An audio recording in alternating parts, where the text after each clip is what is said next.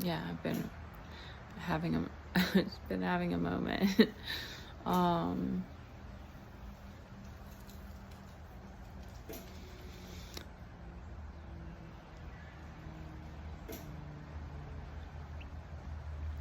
wanted to share something that was being shown to me.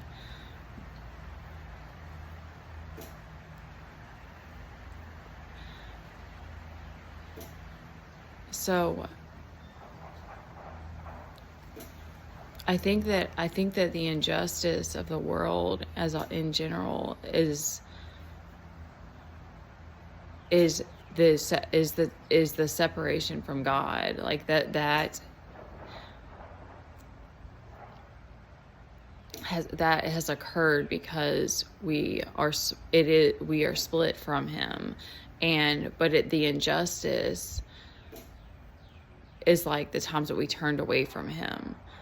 That's what's coming to me, because like I still don't know all the reasons why, but like there were these images, these visions, these people that popped up in my mind today of these, and there's something with the masculine energy, and I look at God, I see God, I feel His energy. I know that like source, and like it is a part of us. Like you're trying to connect to your higher self, and it's like this aspect of you, but it's for some reason it's like, but I think because I've always had a connection with nature, and so like for some reason, even though I don't know which one is deeper. It's hard to even know those kinds of things, but like, and I think because I had this beautiful connection with my grandmother, who showed me this deep like appreciation and nurture and stuff, even though it was only, I don't know how, it was only X amount of time, but like it was at an impressionable time because I was really young. So, I think that I sort of then connected God as like this masculine figure. And because I remember this beautiful picture of this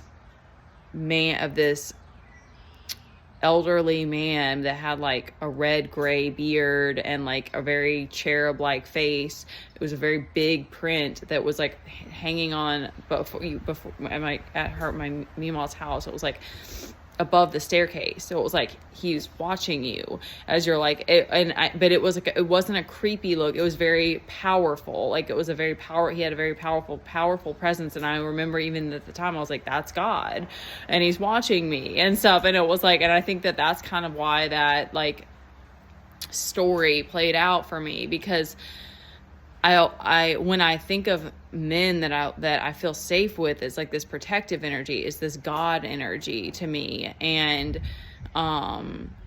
there are 3 men that were shown to me today, that the 3 wise men, no, it was like 3 men, that not at the same time, at different times, but like right around the time that I started getting really into fitness. I think I was teaching at the time.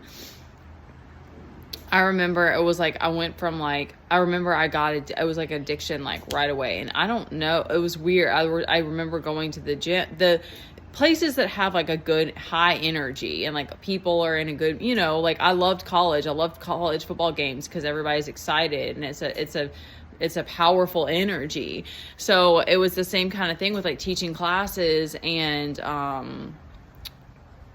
at the gym, it's like, especially because this was the YMCA, and so people are really friendly there and stuff. And I worked at the front desk for a while, and so there were these 3 different men. One of them was a guy who I did spin with, and then another one was a guy that I worked with, and another one was, I didn't work with this guy, but he worked the front desk too.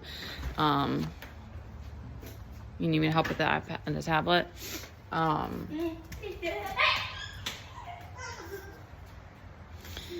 All right, here, man. They when I very first started getting into fitness, it was like they came to me and they were like, one of the guys was like, because I started getting hardcore with running. And I remember I lost my period at one point. Like I went from like, I want to learn how to run a mile to like, I'm doing races now. And that was like, and I was like, and I want to do it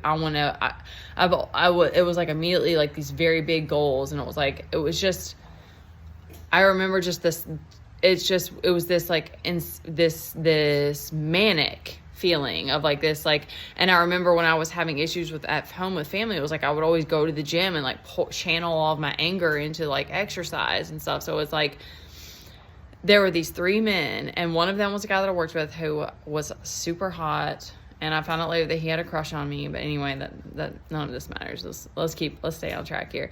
But he had a girl, he was dating some other girl, but like we had a connection. Like we would hang out, and like I said, we worked at the same time. And so these were men that like had been around me and like knew me and stuff. And they were like, I'm worried about you. Like you need to not, like one of the guys knew that I worked out for excessive hours. Like I remember the guy that I worked with that had a crush on, he was like, you're in shape. Like you don't need to be going so hardcore and stuff. And I wish, looking at that now, like I had this whole like thing purging this moment, because it was like God had to like show me that he was like, I was guiding you and you weren't listening. You didn't listen, and you chose to turn your back on me. Sorry, y'all, I'm such an ugly crier. And that's what's so crazy about this journey is it's like there's all these different things that you have to just sit with if you want to alchemize, you have to sit with it. You have to look at the injustice in the world and sit with it.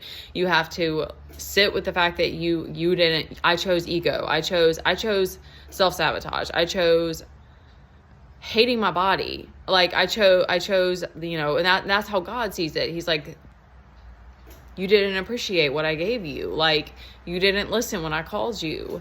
And it's the same it's that same patience of like, he's always there, that he'll be there for you now. But it's like, it's this knowing at the same time as I'm facing this, that it's like, I have to continue to rebuild this relationship, and this realization of that all kind of coming together at one time of like, holy shit. Like I'm still just mind blown about it. 'Cause I'm just like, I can't believe that was you. And like, how did I not hear you? And I kind of think that anybody who chooses to heal in this lifetime is like, you're going to have to go away from yourself and create this false identity and stuff to even wake up and come back to yourself and stuff. There was something else, is that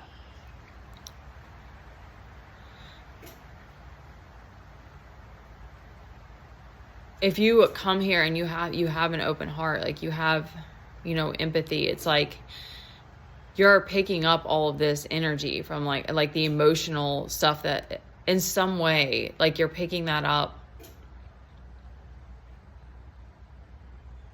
Thank you. Okay. You feel this emotional responsibility because your parents, you have this knowing that you have these emotional needs that aren't being met, and your parents or your parents, like, it's like you already have this higher awareness that like you have emotional needs, but for some reason your parents can't see that. Because there's different things that have come to me where it's like, that's one of the reasons that you develop this like feeling like you're so responsible for things. And there is that on this path of like, there's a higher responsibility that you're going to be given, because you're having to figure out how to deal with your own emotions and helping guide others in the same way as you're moving through it. So, but I've had to realize that a lot of the stuff, like a lot of it's been like things that I needed to work through, like letting go of the mind and not worrying and overthinking about everything and stuff.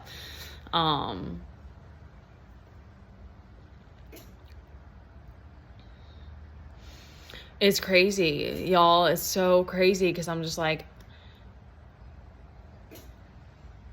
I don't know. Like, there's still so much that I'm like, who was I before this? And like, was I supposed to be a dancer?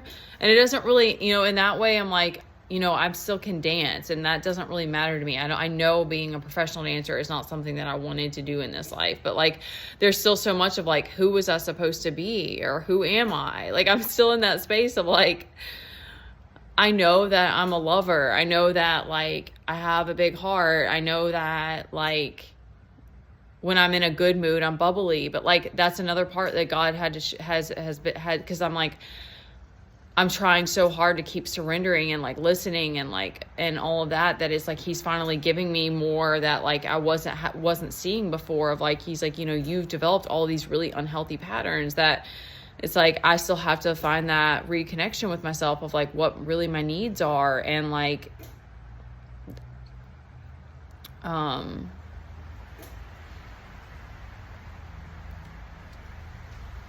remembering who I was before all of this happened and stuff like that.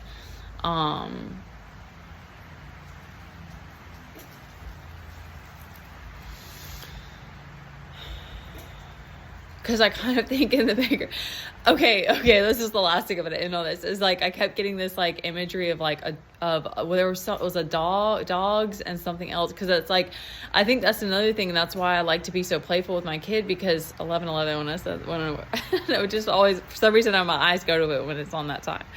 It's like,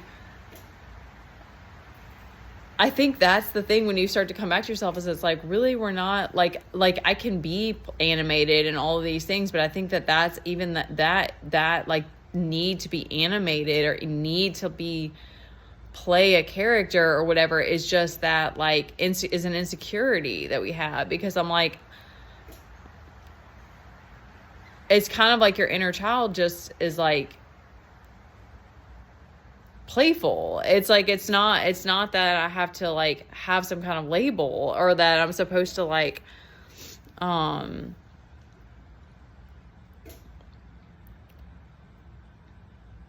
don't know. I don't even know what it would be.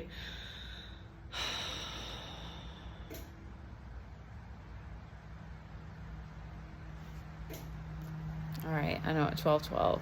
It's time to stop it there. I know, underneath it all, we are love. And God really, that's the other thing else. I was like, it reminds me so much of like what it's like with dogs, because, or that I feel like sometimes I'm like, I'm just like a plant. Like, I do need to be watered and stuff like that, but like, I'm just cool with existing, you know. Sometimes it doesn't have to be like I have, like, my life has all these things or whatever, or that I have like, but like, that's how it is. I feel like with God, is it's like, he's like, well, if you want to have a relationship with me, you have to sit and look at all of these things, all of these times that you turned away from me and you chose self-sabotage and stuff. And so that's what's so crazy about it.